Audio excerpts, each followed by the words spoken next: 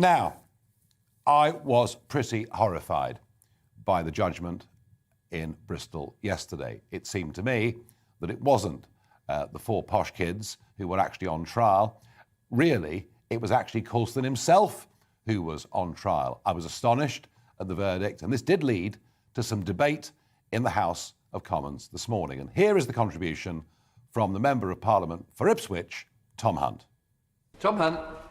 Mr. Speaker, my question has actually just been asked, so I was actually going to duck out, but I thought I'd just, ask it anyway. So again, I also, as somebody who has concerns about this country's heritage, I also was disturbed by this judgment. I think the key point here is that it's fair enough to feel strongly about that particular statue, but there are legal and democratic processes one can engage with to make the case that that statue should be taken down. So this really, from what I can see, was lawlessness. And I do think it could set a dangerous precedent. So will my right honourable friend assure me that the government will consider if any changes can be made to protect our heritage, they are made, because I think you would have seen in the media today there is great concern, and I don't think it's all misplaced. Thank you very much.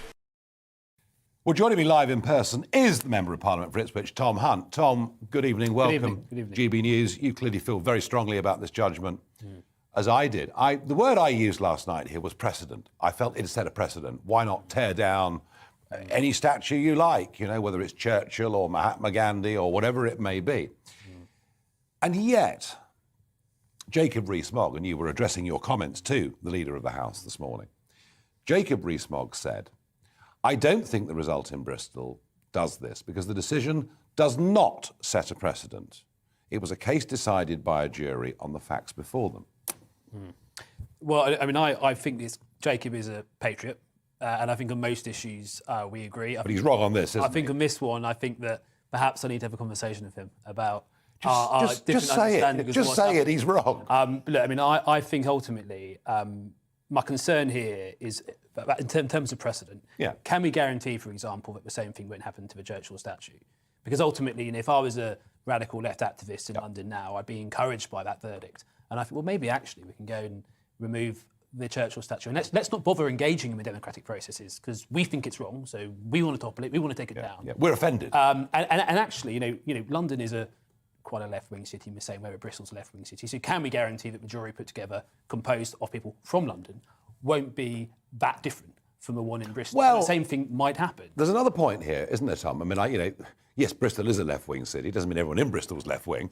But I do wonder, if I was living in a street in Bristol, quite densely packed street in Bristol, and I was on that jury, and that jury had said, yes, they did commit criminal damage.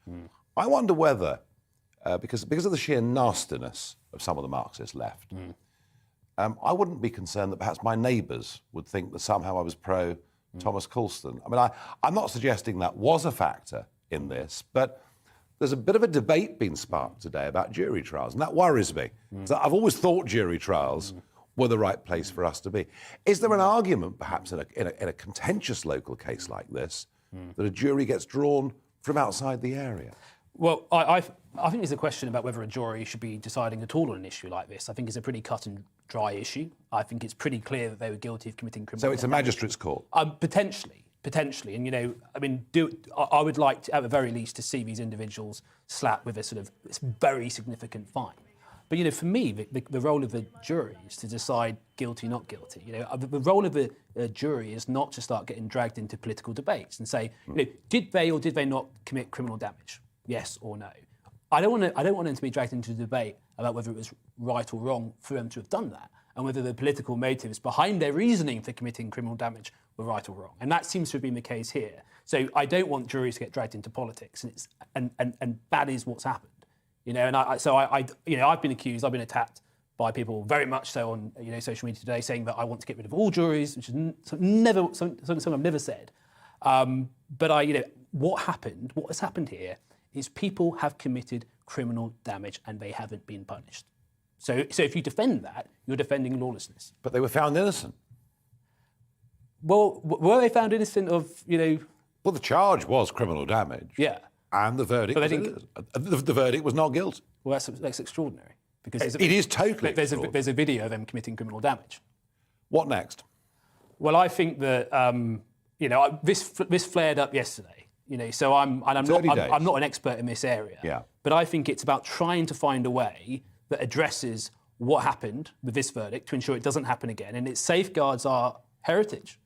And it's important that we do that, whilst at the same time, protecting jury trial. I don't think anyone's looking to totally upend that, but I don't think it's beyond the wit of man to find a way through this. And whether we can look at the police bill and do something with that in terms of amending it to make sure this doesn't happen again. I'll be having those conversations with government ministers. How many MPs feel as strongly as you about this? Quite a few.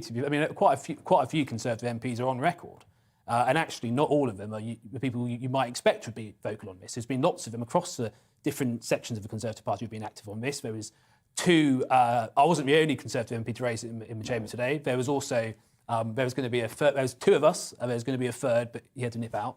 We were going to have three, and then because we had a Labour MP saying that this was, defending the verdict. Oh, really? Yes. Aspana Begum, who's the MP for Labour MP for Limehouse, was saying that this is a fantastic verdict, and that's today's Labour Party. So this could become a real political issue. It does have a slightly American feel to it, doesn't it? Well, I know recently the Labour Shadow Culture Secretary said statues don't matter, it's an irrelevant divide. I don't actually think it is an irrelevant divide. I actually think our country's heritage, I think, is an important thing, and I think that we've got to look to defend it. The Colston statue was controversial. Many people felt strongly about getting rid of a statue, but there are processes in place for them to engage with. It's not for them to take it into their own hands and do criminal damage. Yes, the Labour Party in Bristol could stand up the next local election saying, vote for us to form the local government and we'll remove the statue, and that would be democratic. Yeah. Tom Hunt, thanks for joining us here on GB News. Thank you.